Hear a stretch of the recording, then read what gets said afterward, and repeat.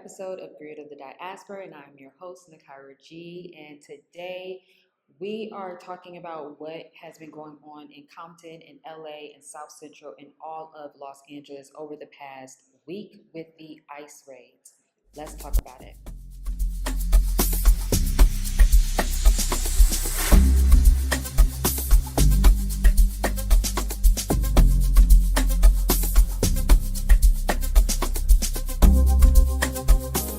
Okay, so if you have been seeing what has been going on in Compton, specifically South Central, Los Angeles, Boyle Heights, all of these different neighborhoods across Los Angeles have been dealing with the different ICE raids that have been happening. ICE, the immigration police, basically have been going around all over America, not just LA. There are reports that they are in New York, they are in Dallas. There are a lot of different hot spots that they are going to literally capture and illegally kidnap people that they perceive as immigrants. And we're getting so many reports how many people are not actually immigrants and they're actually US citizens.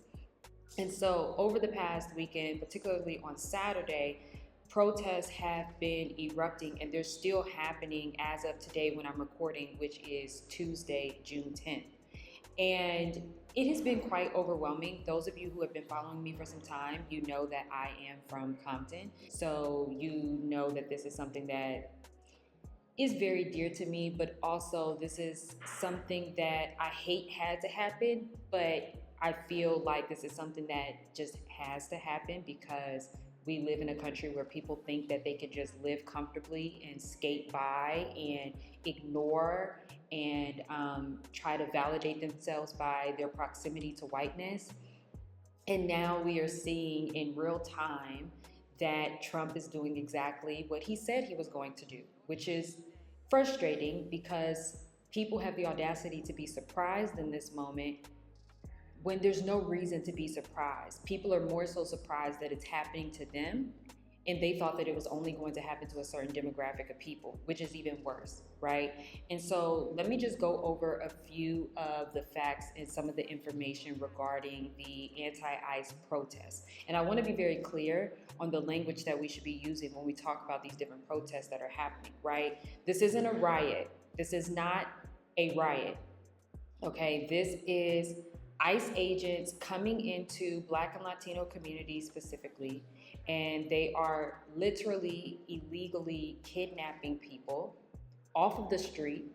People are walking down the street, people are in their homes, people are at graduations as well as school facilities, and ICE agents are literally ripping people away from their jobs, their families, their livelihoods, and then they're asking questions later. And then a lot of these people, like David Huerta, who was arrested and he is now out on a $50,000 bond, was illegally arrested, illegally detained, and is a California union leader as well as a citizen. So here are some of the just quick facts about what has been going on. Okay, ICE conducted major immigration raids last week in Compton, Boyle Heights, and downtown LA, specifically in the area of Skid Row.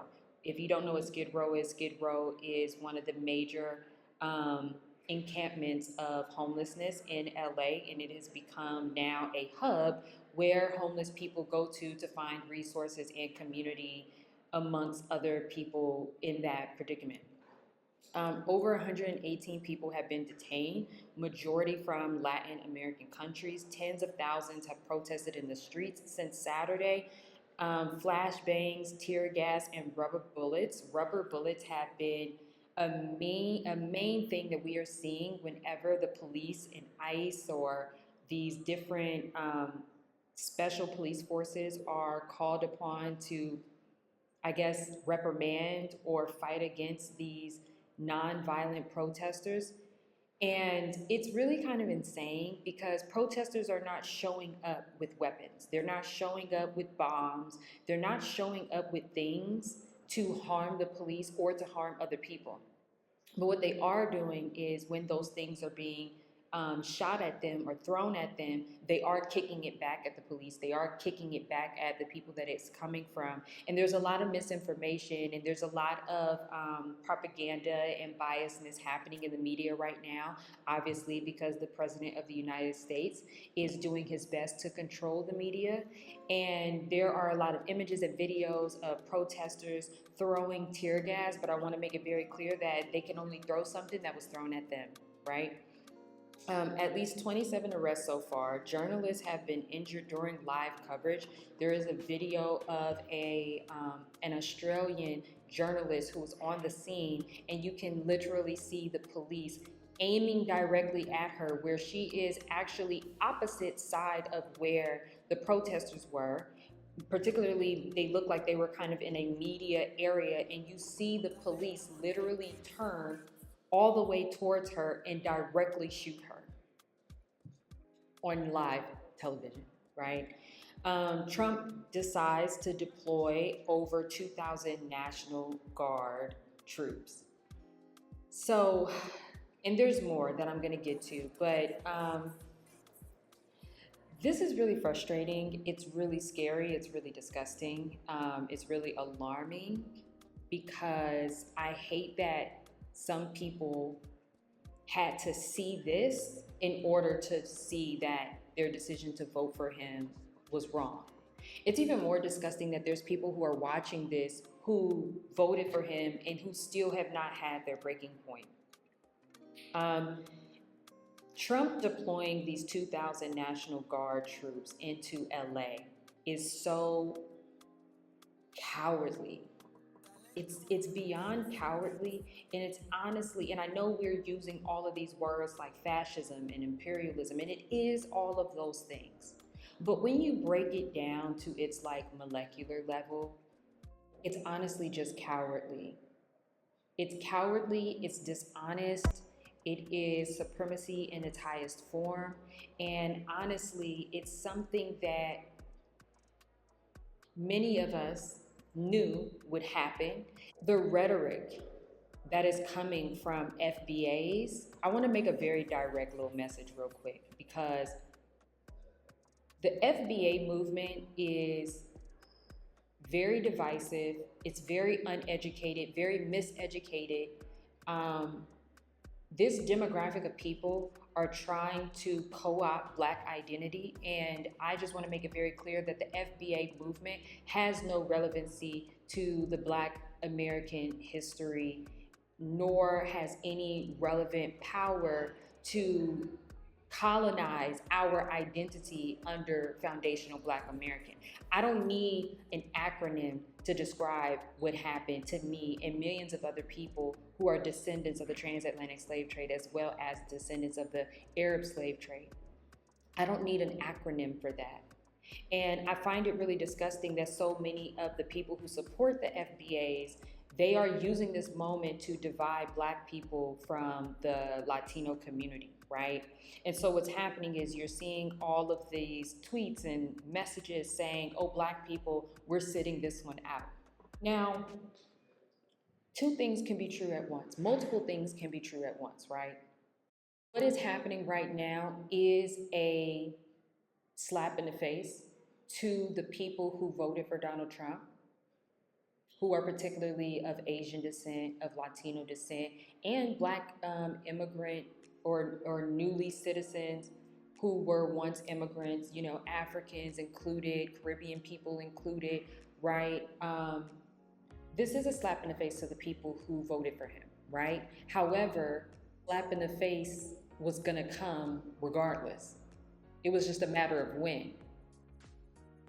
And I think that more people only really feel like it's a slap in the face because it's happening to them, and it's not happening to the poor people or the criminals or the pedophiles that he claimed or the gangsters that he claimed that he was coming to clean up America from. It's happening to working everyday people. And they thought that they were going to be exempt from that. And so what we're seeing right now is we're seeing a lot of these FBAs cosplaying as Black Americans, and they're basically trying to co-opt the Black American identity and trying to, again, divide a situation that cannot be divided. ICE was only created for non-white people. There's no other purpose for ICE. ICE was created for non-whites. It was created for non-Europeans. So at the end of the day, whether it's happening to the Latino community, whether it's happening to the Asian community, it was always intended for Black people in mind, particularly Black people who are citizens and Black African Caribbean people who are coming to the United States as well. I want to make that very, very clear. And I see, and it seems that like a lot of people are like forgetting that.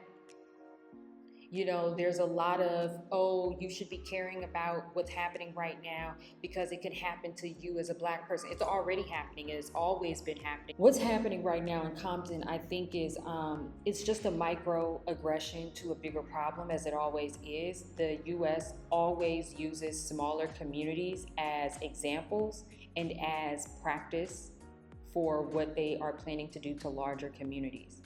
And what's happening in Compton, what scares me the most is because Compton already has a bad reputation, right? I know that from being from there, right? I know that the moment that people hear the word Compton, they just automatically assume that everyone in Compton is a gangbanger and everyone in Compton has killed someone and everyone in Compton sells drugs. And most people's idea of Compton is definitely from a 20 plus year, perspective from when Ice Cube and Dr. Dre hit the scene.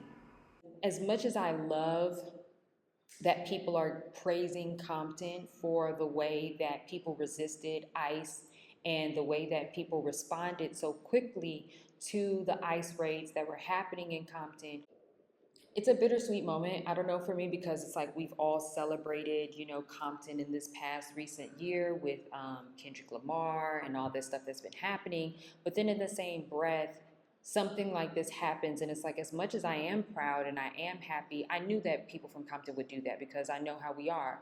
And that's not surprising that people would respond in that type of way. However, also not lost on me that Compton was being used as a practice round.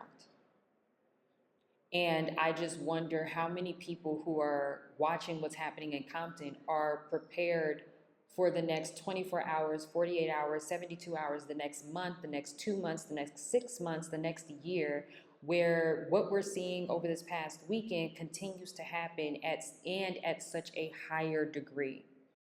Proud to support this bill, which also includes benefits for millions of Uber drivers and couriers in the form of no tax on tips.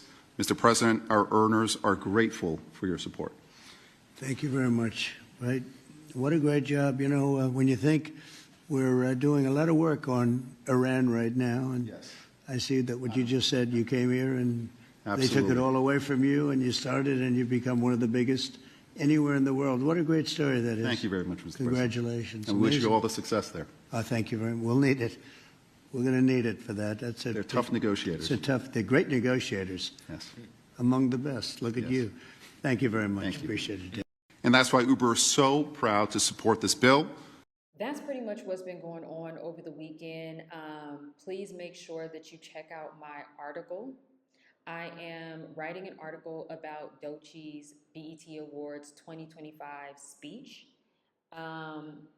If you have not seen that speech, I'm pretty sure you have, so make sure you check out that article as a little bit of a continuation to this video. And make sure you subscribe, like, comment. Until next time.